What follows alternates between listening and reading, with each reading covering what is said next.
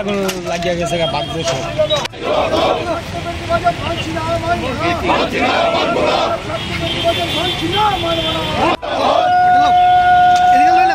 সামনে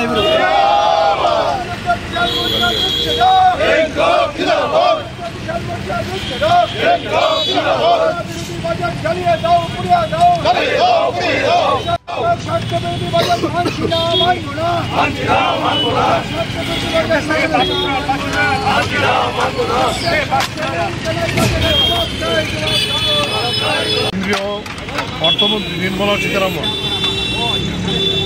এই যে সরকারের যে বাজেট পেশ করেছেন, আমরা সেই দিনই তার বিরোধিতা করেছি। এই বাজেটে সবচেয়ে বড় যে ধাক্কা দিয়েছে, আঘাত দিয়েছে, সেইটা হয়েছে আমাদের যে লিখিতভাবে আমাদের কাছে গ্যারান্টি দিয়েছিল 2021 সালে কেন্দ্রীয় তৎকালীন যে কৃষিমন্ত্রী, তার সচিব লিখিত দিয়েছিল আমাদের সঙ্গে বসে, ফসলের ন্যায্য দাম দেওয়ার যে এমএসপি, তার আইনি গ্যারান্টি আমাদের বাজেটে থাকবে এবং তার জন্য আইন প্রণয়ন করবে।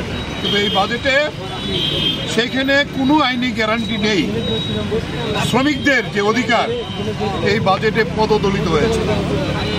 এই প্রশ্নেই আমরা বলবো যে আমাদের সংযুক্ত কিষাণ মোর্চা সিদ্ধান্ত নিয়েছে যে আজকে গোটা দেশে এই বাজেট পুড়িয়ে তার প্রতিবাদ করা হবে।